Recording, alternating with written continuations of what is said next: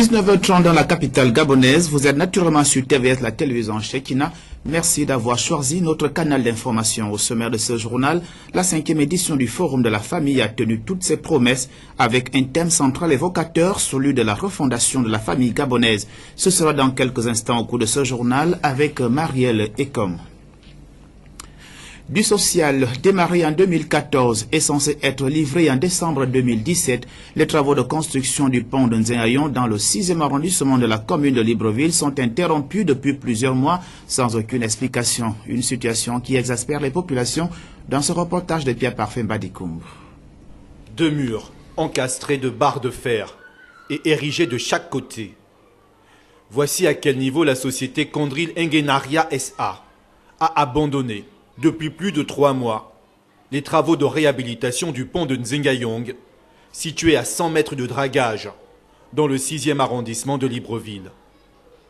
Censé être livré en décembre 2017, les travaux du pont de Nzengayong ont démarré le 1er juin 2015 dans le cadre des travaux d'aménagement du bassin versant de Nzengayong, censé résorber ses problèmes d'inondation.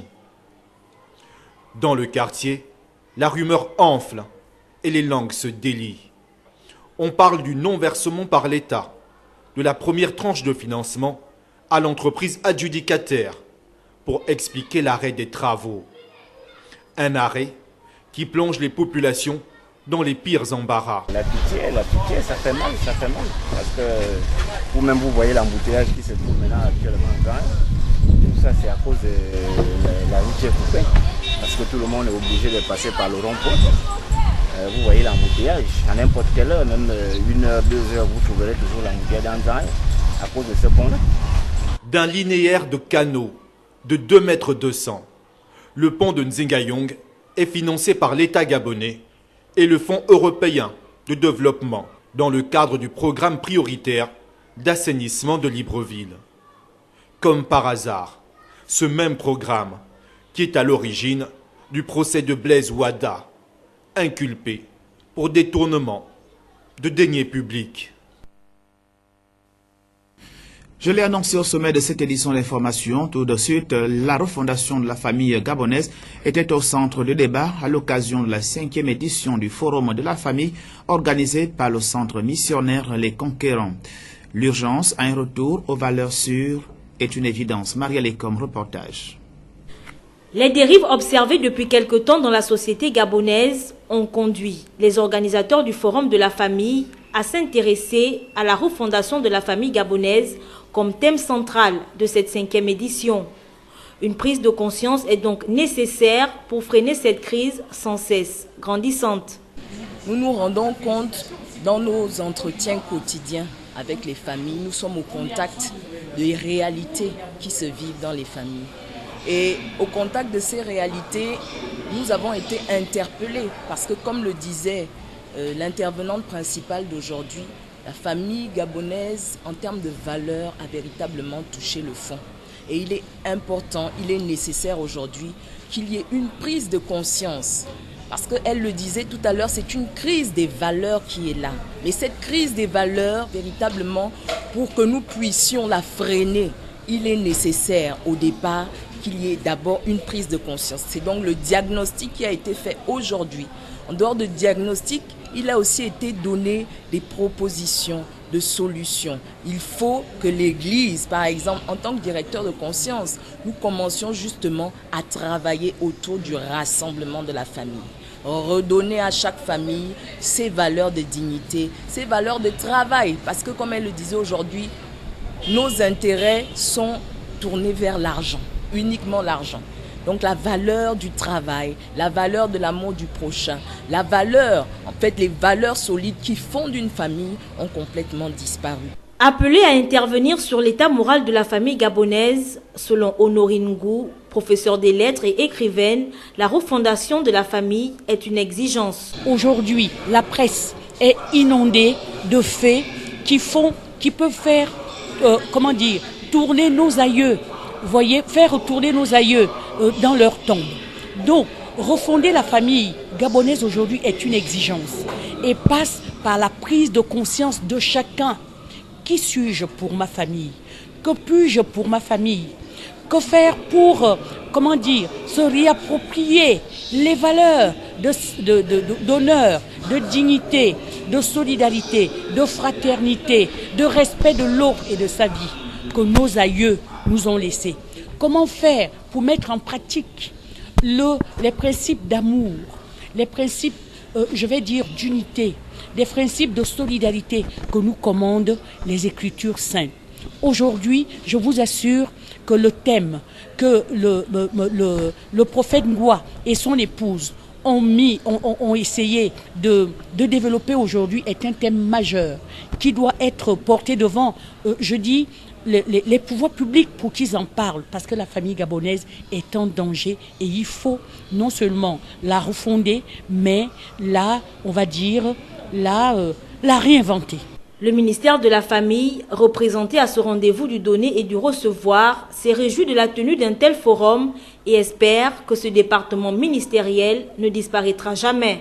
L'enseignement que je tire de cette activité est d'abord le souhait pour moi de voir le ministère de la Famille demeurer éternellement un département ministériel à part entière, de manière à ce que tout ce qu'on peut avoir à gauche et à droite dans des séminaires, dans des organisations de ce genre, dans des activités de ce genre, soit profitable à l'ensemble des familles gabonaises par une mise en œuvre d'un certain plan d'action de la part émanant de la Direction générale de la famille, par exemple.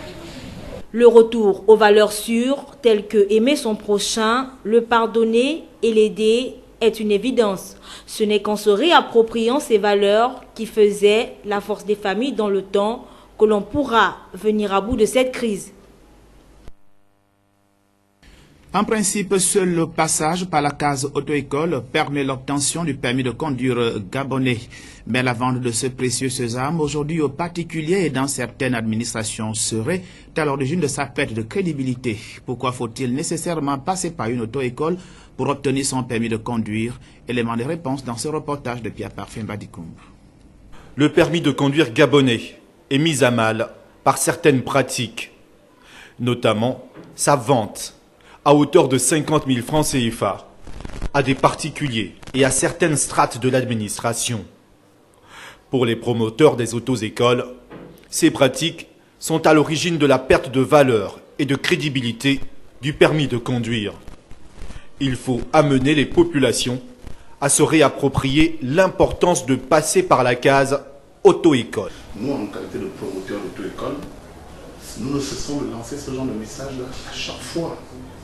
Demander aux personnes de passer par la formation d'auto-école. Le permis de conduire, c'est un diplôme. Pour avoir ce diplôme-là, il faut une formation. À l'issue de cette formation, vous allez subir un examen du permis de conduire. Après l'examen du permis de conduire, maintenant la commission, l'examen du permis de conduire, les membres du jury vont décider si il faut valider votre examen, si vous avez fait preuve de compétences ou pas. Alors, aujourd'hui, c'est vrai, le constat il est là, que les gens ne peuvent plus passer par l'auto-école. Vous le constatez aussi, comme vous le dire. Mais nous ne décourageons pas. On continue toujours à lancer le message, à chaque fois à dire aux gens de passer par les auto-écoles, de recevoir la formation 50 grâce à cette formation-là, qui va permettre aux usagers, à ces derniers-là, de bien s'entendre en circulation, de connaître le code de la route. En même temps, cette formation-là permet d'éviter les accidents de la circulation. Situé à 50 mètres de l'entrée de l'échangeur de Nzengayong, l'auto-école Nemiko a revu à la baisse ses tarifs pour permettre l'accès à la formation du plus grand nombre. Les 50 000 francs se justifient à cela. Contribuer à lutter contre les accidents de la circulation, amener les gens à venir dans les auto-écoles et en même temps pratiquer la politique du président de la République, chef de l'État, son excellence Ali Bongo Ondimba, de la formation des jeunes. Alors, pour que les jeunes puissent adhérer à cette formation, il faut évidemment réduire les coûts de la formation. Aujourd'hui, vous pouvez venir à l'auto-école Nemiko vous offrez une formation à la conduite à 50 000 francs CFA seulement. Et j'ai eu une très bonne formation. À Auto-École Némico, les candidats au permis de conduire étudient le code de la route en 2 mois. La communauté des missionnaires franciscains du district du Gabon vient de procéder à l'ordination des prêtres et des diacres à l'église Sainte-Marie-Madeleine de Nzengayon en présence de Monseigneur Célestin Paul de la Résurrection.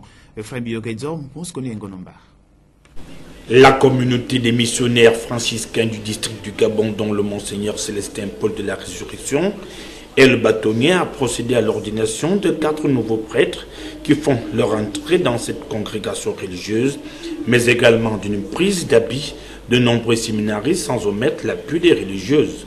L'ensemble de ces éléments ayant notamment concouru à la célébration d'une messe à la paroisse Sainte-Marie-Madeleine d'Nzengayon, laquelle des rencontres prenaient part les chrétiens venus des 4 coins de Libreville et de ses environs afin de partager tous ensemble cette heureuse célébration. Cette nouvelle cuvée 2018 des serviteurs de Dieu vient grossir les rangs de cette congrégation, laquelle va permettre à certaines localités du pays qui jadis connaissaient des carences en termes d'effectifs de combler ce vide. Nous vous prions de remplir vos serviteurs ici présents d'un fervent amour spirituel pour qu'ils vous servent fidèlement mon Dieu, et pour qu'ils gardent sacré leur caractère sacerdotal. Donnez-leur, Seigneur, de grandir dans la pureté que réclame le service de vos saints hôtels. Donnez-leur de grandir pour être élevés comme les apôtres, sous l'impulsion du Saint-Esprit, ont élevé le bienheureux Étienne, le premier diacre et autres avant-coureurs. Cette ultime étape vient conforter les messages reçus par l'ensemble des fidèles lors de leur mise à l'épreuve pendant les temps de prière consacrés à la neuvaine. Et pendant plusieurs années qu'ils ont reçu, n'est-ce pas, la formation, nous n'avions cessé de leur exhorter de pratiquer l'amour du prochain, parce que sans l'amour, nous ne pouvons réellement rien recevoir de Dieu. Quels que soient les actes que nous pouvons poser, si nous ne posons pas avec amour, cela ne servira à rien. Donc l'amour du prochain, rassembler les brebis, si elle entend entre d'abord des frères et sœurs en Christ, c'est en ce moment vraiment que nous pouvons recevoir toutes les grâces et les bénédictions venant de l'Éternel Dieu. Dans l'enseignement, en un mot, qu'ils ont reçu encore en ce jour de l'évêque supérieur, c'était de ramener les brebis du Seigneur dans une même bergerie. Chacun avec ses coutumes, chacun avec ses traditions, et les amener dans la maison du bon Dieu, parce que le Seigneur ne rejette personne. Dieu ne rejette personne. Il appelle tous ses enfants à le servir en esprit et en vérité. Donc, chacun dans sa tradition est appelé, n'est-ce pas, à servir le Seigneur. Et surtout la communauté des missionnaires franciscains, l'Église catholique traditionnelle, nous travaillons avec tout le monde parce que tous nous appartenons au Seigneur Jésus-Christ. Ces heureux récipiendaires mis en service du Très-Haut ont désormais le devoir de partager la bonne nouvelle, credo de la communauté des missionnaires franciscains, Église catholique traditionnelle. De la politique à présent, direction le 5e arrondissement de la commune de Libreville, où des jeunes Gabonais viennent de mettre en place un mouvement dénommé Challenge nationaliste, lequel entend donner de la voix lors des prochaines élections législatives. Ephraim Bioguedzo. Challenge nationaliste est pour le moment un mouvement politique. Nous ne sommes pas encore un parti politique, mais ça ne saura tarder. Les choses se font progressivement. Nous mettons sur pied une machine de la jeunesse. Parce que demain, nous ne serons plus jeunes. Il va falloir passer le flambeau. Parce que la jeunesse doit avoir un outil qui lui permet de s'exprimer, qui lui permet de se défendre, qui lui permet de parler d'égal à égal quand il se retrouve avec des anciens. Cela permettra de faire en sorte que les jeunes ne soient plus embrigadés dans des bulles qui sont des bulles illusoires, des bulles d'illusion. Donc le challenge nationaliste est un jeune mouvement. Il est né il y a quelques semaines, mais qui a fait sa sortie officielle aujourd'hui devant vous. Nous espérons que vous allez devenir des bons messagers pour apporter le message que nous vous avons transmis fidèlement. Parce qu'il y a lieu de ne pas apporter des interprétations derrière ce message. Ce message est franc, il est sincère. Nous ne rentrons pas en guerre contre les anciens, bien au contraire. Beaucoup d'anciens vont nous servir de conseil, mais on leur demande tout simplement de commencer dès aujourd'hui à faire une place à la jeunesse. Parce que s'ils ne le font pas, nous serons obligés de pousser.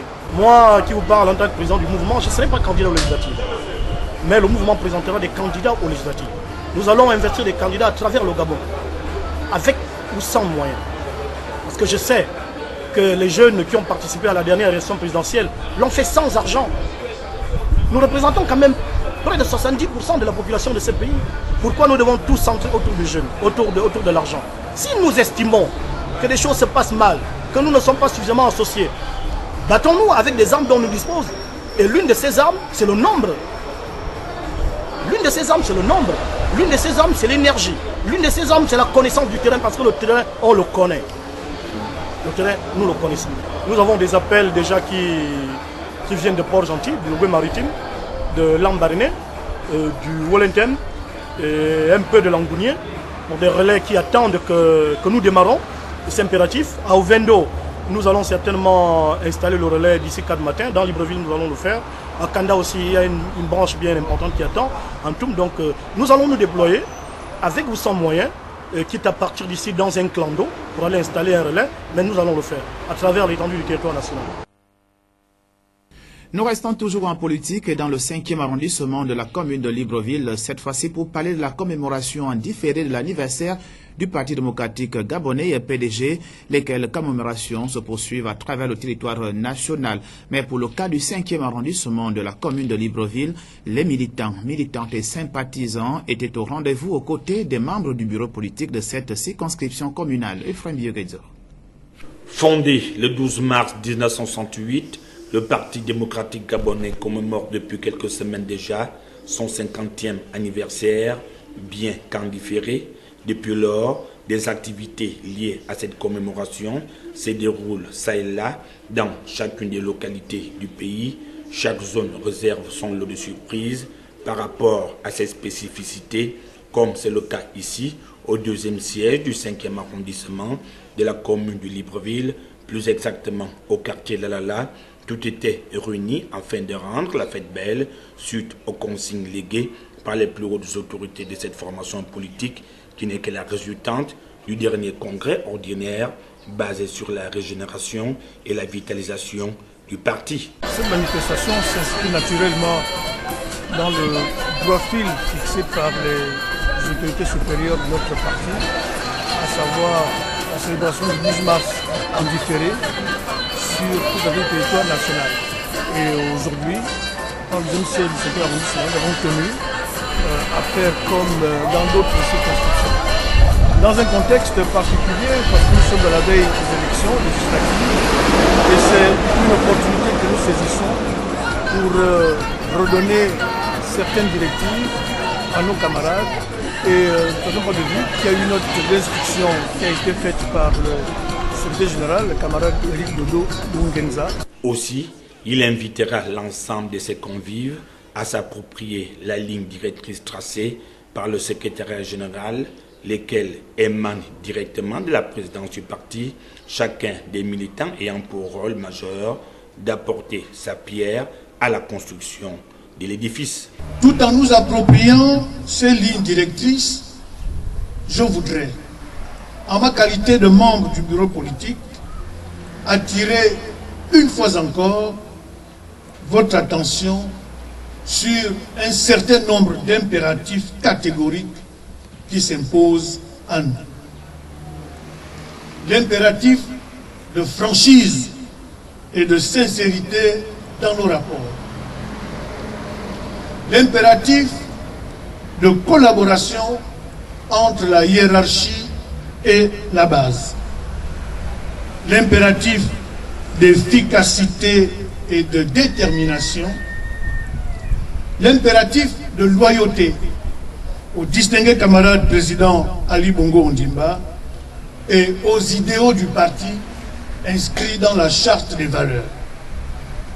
L'impératif d'ouverture aux autres forces vives de l'arrondissement En politique, dit-on, l'addition et la multiplication supplantent la soustraction et la division. Car c'est uni que nous vaincrons. Cette exigence est d'autant plus forte que nous sommes à la veille des élections législatives.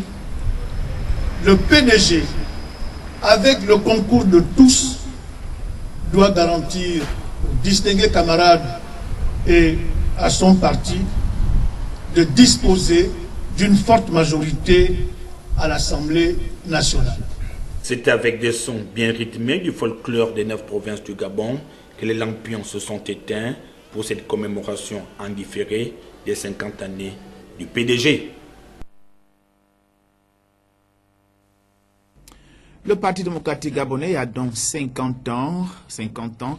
La célébration en différé se poursuit donc à travers le territoire national, mais cette célébration laisse des interrogations autour même de cette célébration dite symbolique ayant différé. Reportage. Le Parti démocratique gabonais est parmi les plus vieilles formations politiques au monde encore au pouvoir. Cette formation politique, dont l'histoire se rapporte à Omar Bongo Ondimba, qui en est aujourd'hui le fondateur et depuis sa création, un rouleau compresseur, une locomotive, des termes utilisés affectueusement par ses militants et sympathisants. C'est le 12 mars dernier que ce parti a eu un demi-siècle, soit 50 ans, sans discontinu dans le paysage politique national.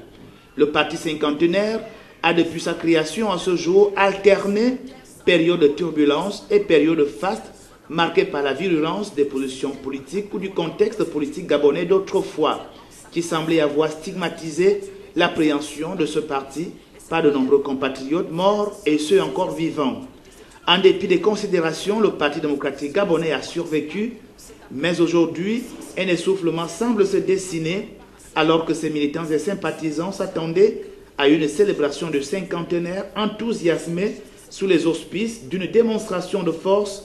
La célébration est plutôt symbolique. Une célébration symbolique et historique, et nous avons, sur instruction du distingué camarade président, mis en relief plutôt l'aspect symbolique et historique.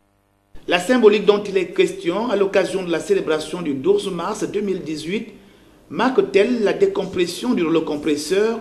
Sonne-t-elle l'amorce de l'apogée du vieux lion politique gabonais? Rien n'est si sûr, de même que rien n'est clair sous l'angle de la célébration symbolique, et c'est cet adjectif symbolique qui crée bien sûr l'appréhension difficile de cette célébration. Nous ouvrons à présent la page étrangère de cette édition d'information qui nous conduira en Europe et au Moyen-Orient. D'abord en Europe par la France, la 4e journée du bras de fer se poursuit entre les cheminots et Matignon. Les premiers maintiennent une forte mobilisation, soit 74% de grévistes, notamment chez les conducteurs, tandis que l'Assemblée nationale étudie la réforme de la SNCF. Reportage. Conflit social qui oppose gouvernement et adversaires de la réforme de la SNCF se joue depuis quelques jours une bataille de communication. Dernière offensive en date dans 2 quotidiens nationaux. Dans le journal du dimanche, Nicolas Hulot monte au front avec une tribune pour défendre la réforme. Dans le Parisien, c'est le Premier ministre Édouard Philippe en personne qui enfonce le clou. Tout le monde doit savoir notre détermination à aller au bout. À chaque fois, une même idée est avancée. La réforme est faite pour améliorer la qualité de service pour les voyageurs. Mais cet argument ne tient pas, assure Jean-Luc Mélenchon. Ceux qui respectent les usagers, c'est nous. Parce qu'on est en train de se battre pour eux. Pour qu'il y ait des trains, pour qu'ils ne coûtent pas plus cher, pour qu'ils soient réguliers, pour qu'il y ait des lignes partout. Il ne faudrait quand même pas se tromper. Sur le terrain, néanmoins, le message a parfois du mal à passer. Comme cette semaine aux abords de la gare de Nancy. Moi, j'estime que si vous devez faire des revendications, vous allez prendre les personnes qui sont responsables. Et tout cela, malgré la démarche des grévistes d'aller au-devant des usagers. Moi, quand je vois encore des gens qui parlent du statut des cheminots en nous traitant de nantis, etc., alors que c'est franchement pas la réalité, qu'on entend des 3 000 € de salaire en moyenne, alors qu'on a des salaires d'une grille de base qui commence en dessous du SMIC, il faut qu'on informe les gens. Informer directement sur le terrain, c'est aussi la méthode de Christophe Castaner. En marge du porte-à-porte de son parti en faveur de l'Europe, le patron de La République En Marche aborde la réforme en cours. Je crois qu'on a cette ambition avec les cheminots de faire en sorte qu'on ait un service public de la meilleure qualité. Il se dégrade depuis de longues années, chacun le sait. Il nous faut nous donner les moyens qu'il soit de la meilleure qualité, c'est ce que nous faisons. Si pour l'instant l'opinion semble être favorable à la réforme, les cheminots comptent multiplier les actions de pédagogie envers les usagers. Pourquoi la réforme de SNCF? C'est sur ce terrain que pourrait se jouer une partie du conflit social. Nous restons toujours hors de nos frontières au Moyen-Orient, notamment en Syrie. Des missiles ont frappé la base aérienne de l'armée lundi, notamment, comme je le disais tout à l'heure, suite à une attaque chimique présumée dans la région de Homs. Et la Russie affirme que ce bombardement a été opéré par Israël, qui a décliné tout commentaire. Reportage. Ces images amateurs ont été diffusées sur la chaîne d'État. La télévision syrienne affirme que 8 missiles sont tombés sur cette base aérienne de l'armée, située dans le gouvernorat de Homs, au centre du pays. L'attaque aurait fait plusieurs morts et blessés. Soupçonnée dans un premier temps par l'agence officielle syrienne, les États-Unis ont immédiatement réagi. En ce moment, le département de la Défense ne mène pas de frappe aérienne en Syrie. Toutefois, nous continuons à observer de près la situation et nous soutenons les efforts diplomatiques visant à faire rendre des comptes à ceux qui utilisent des armes chimiques en Syrie et ailleurs. Cet avertissement intervient après un tweet de Donald Trump menaçant le régime syrien, 2 jours après la diffusion de ces images sur les réseaux sociaux. Des hommes et des enfants, présentés comme des habitants de Douma, aspergés d'eau après une attaque au gaz chimique dont ils auraient été victimes. Alors que Damas a démenti tout emploi d'armes chimiques dans cette poche rebelle de la Ghouta orientale, cette attaque a été fermement condamnée par Donald Trump et Emmanuel Macron. Lors d'un entretien téléphonique, les dirigeants américains et français ont promis de coordonner leurs actions et leurs initiatives au sein du Conseil de sécurité des Nations Unies, qui doit se réunir lundi après-midi. Nous parlons à présent de sport sur le plan local. Le champion d'Afrique des Nations de taekwondo, le Gabonais Anthony Obam, a animé une conférence de presse au cours de laquelle il a non seulement présenté sa médaille, mais parlé de sa carrière en tant qu'athlète de haut niveau. Mouskouni Ngonumba. Une tournée de réjouissance dès son arrivée à Libreville. Anthony Obam a célébré avec son peuple sa médaille d'or obtenue au Maroc lors du championnat d'Afrique de taekwondo. Face aux médias ce matin, le double champion d'Afrique, avec à ses côtés son manager, a présenté sa médaille d'or et par la suite présenté son parcours en tant qu'athlète de haut niveau. L'état d'esprit dans lequel je suis, c'est l'état d'esprit d'un sportif de haut niveau. Je fais mon travail. Chaque année, je fais des résultats. Je n'ai jamais fait une année sans rapporter une médaille d'or. Jamais. Depuis 2012, nous sommes aujourd'hui en 2018. Vous dites que je refais surface en 2018. Mais l'année dernière, en 2017, je l'ai dit dans pratiquement tous les plateaux télé, ma dernière médaille, c'était une médaille d'or à Las Vegas aux États-Unis, présidente Cup Zone Amérique. Donc, quel que soit ce qui se passe, mon état d'esprit, il est le même. Des échanges qui ont permis aux hommes de médias de s'interroger sur sa relation avec le ministère des Sports. N'en parlons pas de la Fédération gabonaise de taekwondo qui, malheureusement, reste jusqu'à ce jour sans président. À la question de savoir si le champion d'Afrique est considéré à sa juste valeur par sa hiérarchie, sa réponse n'a surpris plus d'un. Je suis considéré à ma juste valeur, je vais dire non, tout simplement. Pourquoi? Parce que j'ai l'habitude de dire que j'ai du mal à parler de moi sans passer pour un prétentieux. Je pense quand même ici au Gabon que le taekwondo est la discipline qui représente le mieux le sport gabonais. Je pense quand même avoir le droit de le dire. Et tout ce que je viens de vous citer là montre suffisamment que je ne suis pas considéré à ma juste valeur. Et je pense avoir une bonne relation avec le ministère des Sports. Pourquoi? Ce que je suis en train de dire là, ce sont des problèmes qui sont soulevés depuis 2016. C'était un autre ministre qui était là. 2017. Et nous sommes aujourd'hui en 2018. Lorsque j'étais ici, en janvier, en février, en mars, j'ai pu rencontrer le ministre des Sports et j'ai discuté avec lui. Il m'a donné sa parole que ce sera réglé. Mais quand il dit ce sera réglé, je ne l'indexe pas lui. Le problème, c'est que nous sommes confrontés à un calendrier.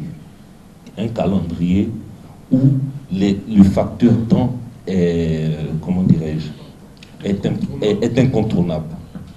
Si j'attendais que je sois, si j'attendais ma subvention, mais je serais resté au Gabon, je ne serais pas allé au championnat d'Afrique et nous ne serions pas champions d'Afrique.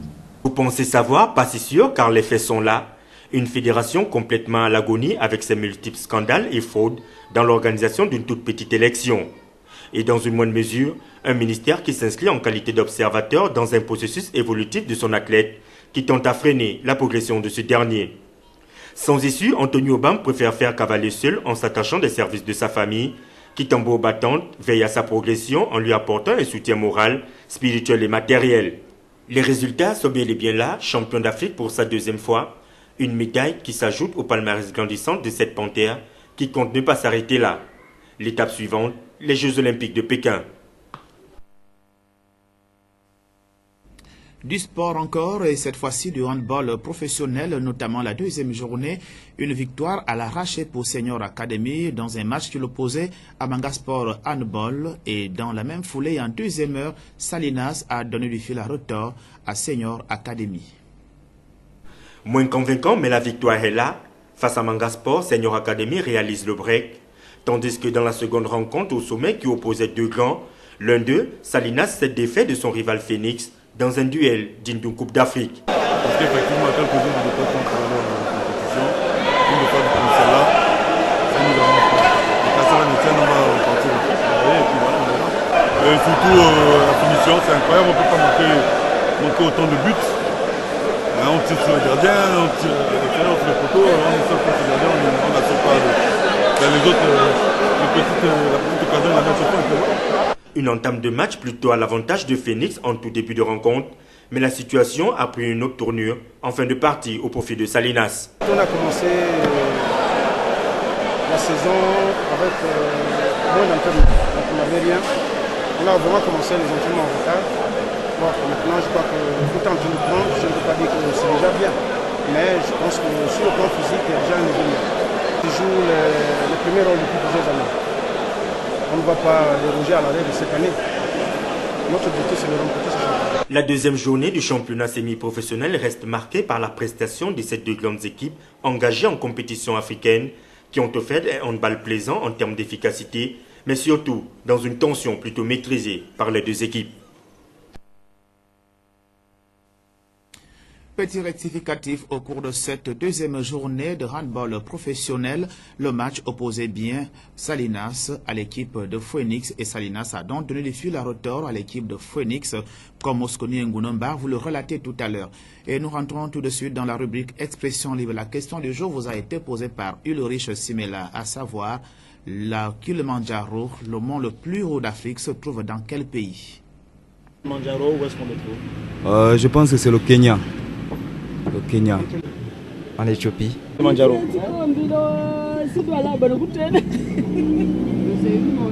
Mais c'est Afrique quand même, c'est un mountain. C'est un mountain. Je ne sais pas là où se trouve. Excusez-moi, vous avez quand même entendu parler du mont Kilimanjaro? Non, monsieur, je n'ai pas envie de parler. C'est une montagne du Kenya. Oui, je pense que c'est ça. Pour vous, c'est en Afrique qu'on le trouve au Kenya, le mont Kilimanjaro? Oui, au Kenya. En Tanzanie, je pense. Pour le trouver en Afrique, on peut localiser le mont Kilimanjaro? Je ne connais pas. Au Cameroun, non, je crois. Le mont Kilimanjaro? Et c'est là dans le Gabon, là à Sotega, là. En Tanzanie, je pense bien. Non, c'est au Mali. C'est au Mali, je sais que c'est au Mali. J'ai appris ça. C'est au Mali. Aucun leader, hein?